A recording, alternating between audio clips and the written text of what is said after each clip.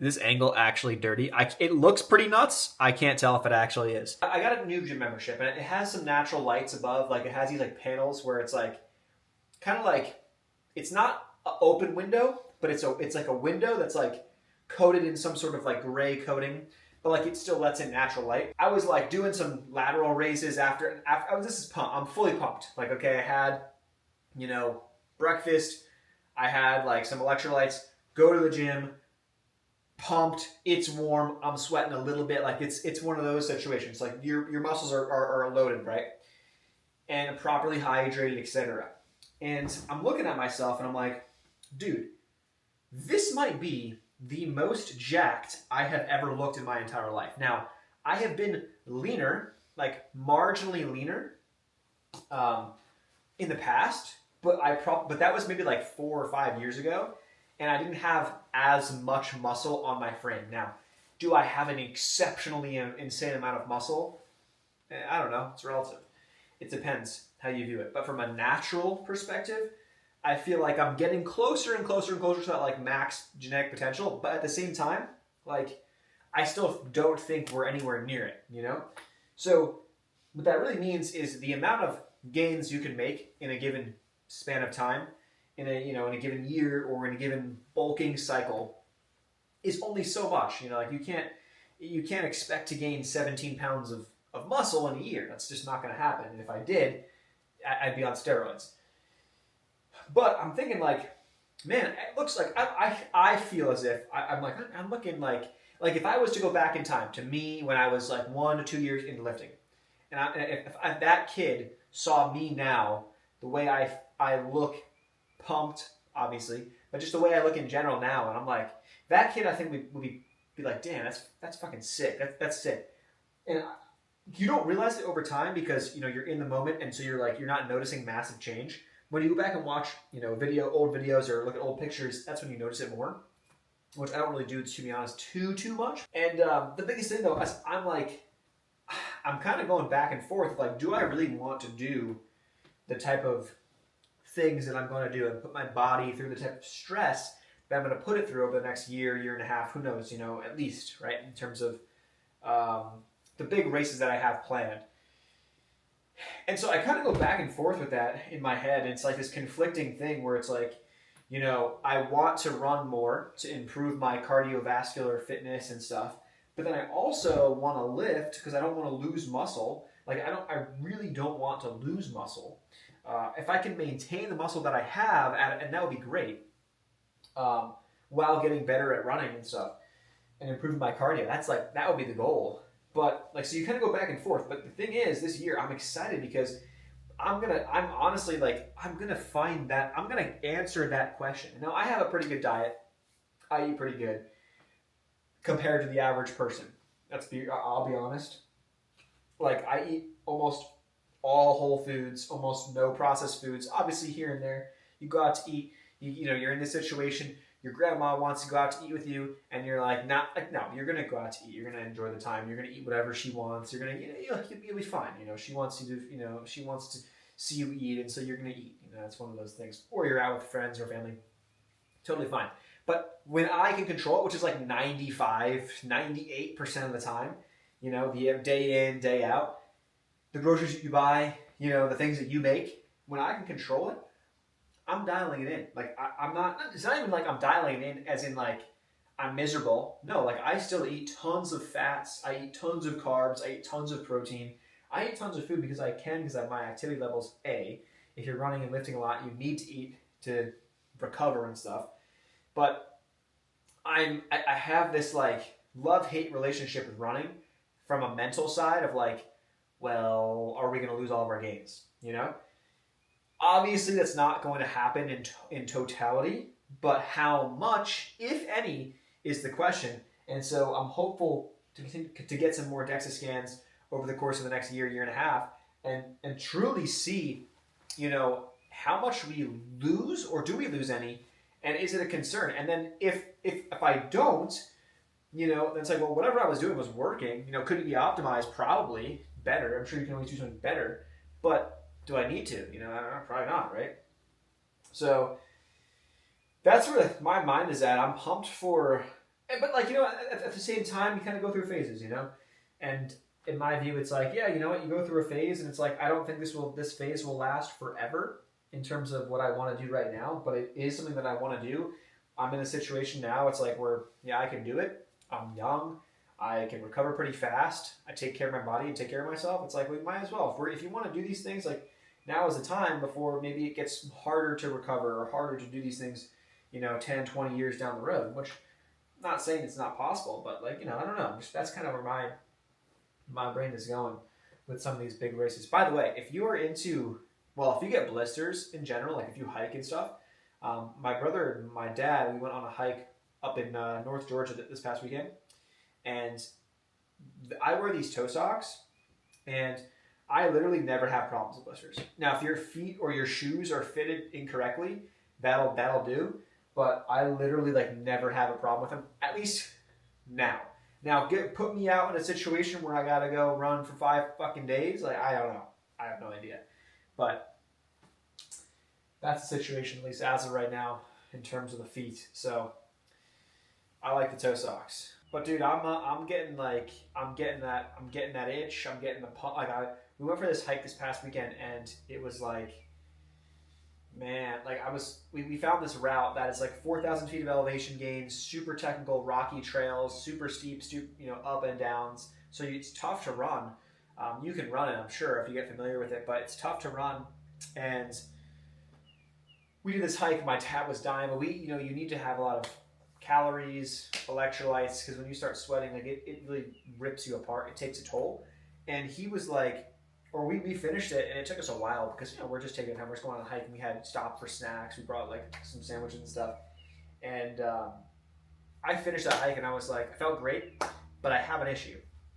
My right ankle something's wrong. So I've had an issue with it. The past year and a half, really, is that right side, for whatever reason, just always seems to be like more in pain, throbbing, sore after ultras that I've done, or big days, big events, skiing or snowboarding. And so I'm kind of concerned about it. I got a chiropractor that I go to who's like pretty solid with that stuff, so we're going to see if he can help. If not, then we are going to attempt to find a sports PT and go there maybe once a month or, something along those lines, which is probably not a bad idea.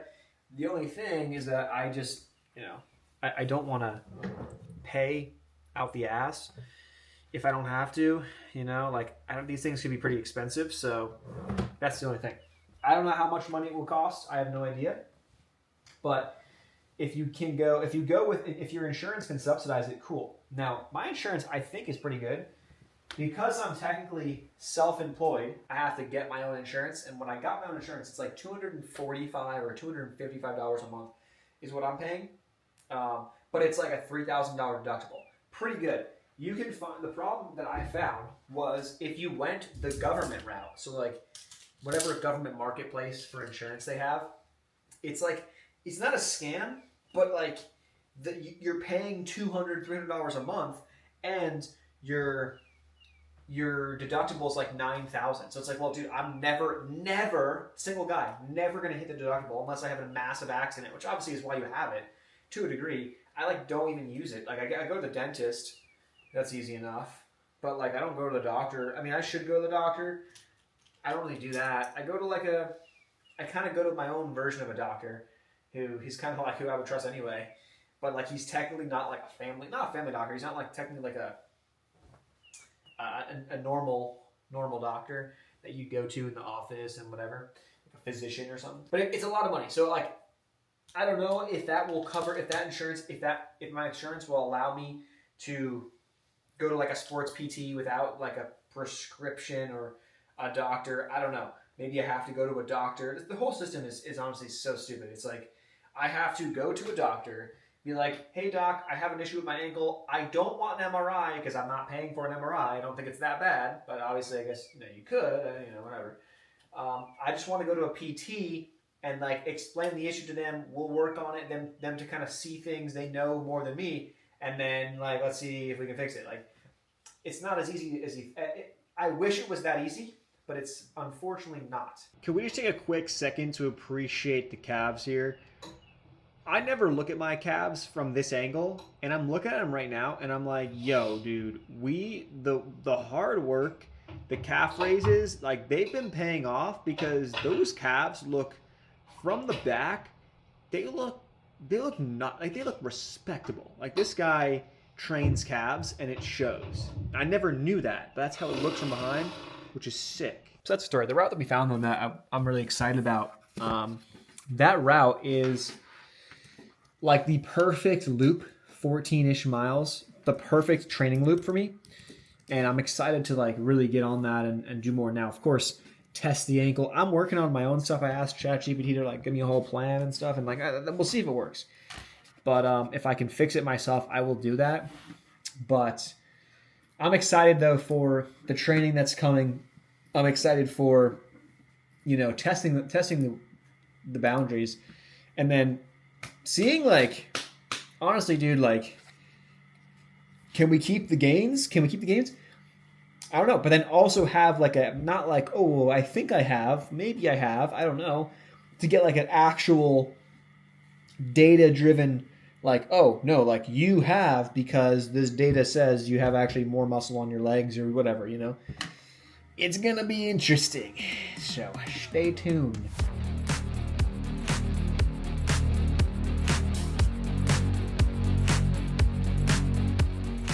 Today we are kind of doing a lot of shit. I'm finding thumbnail designers, I'm finding video editors for a startup that I've been working on, and it's kind of a lot of things going on at the same time, which is good and bad. It's because I find myself sometimes I got fucking WhatsApp chats over here, I've got editors sending me this, I'm reviewing this, then I got another guy saying, hey, I can do this, and then this, and it's like, it could be a lot of times, but it's all good. It's not bad. It's not bad.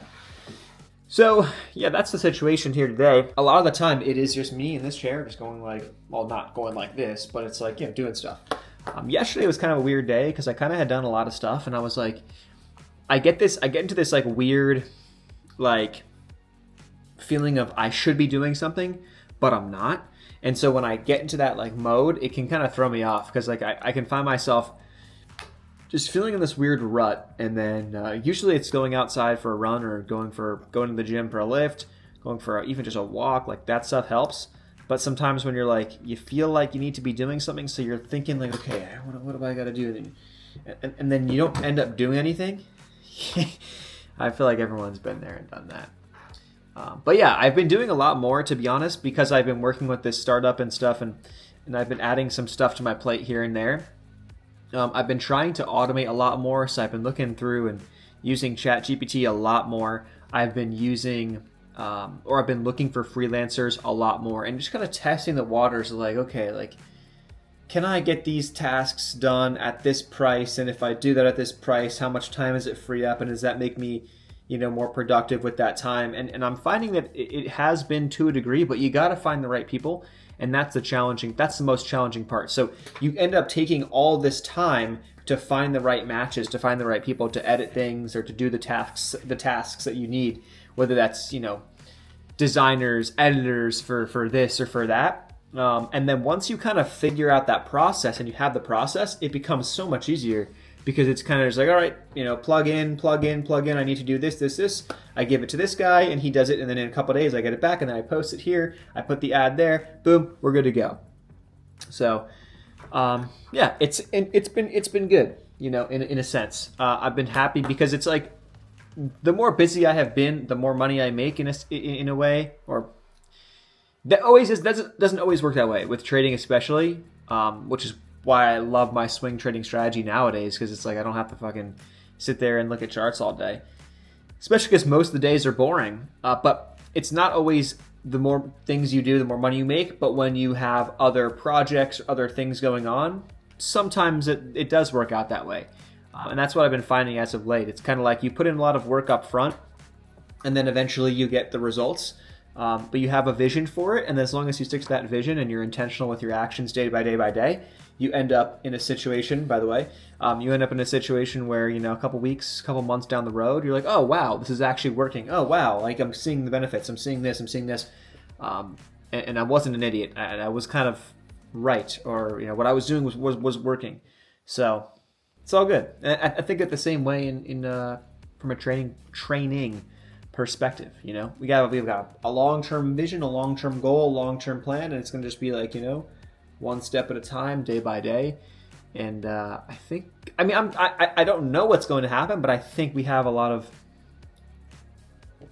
good things to come. Check it out, check it out, check it out, check it out, check it out. This right here, my friends, is a date filled with peanut butter and salt. That's really good. Now I need like an afternoon, 4 p.m. peanut butter filled date. You can't make it up. You can't make it up. I'll talk about the trade recap. It'll be whatever the NVIDIA the most recent NVIDIA trade recap will probably be this trade. You'll hear about it over there.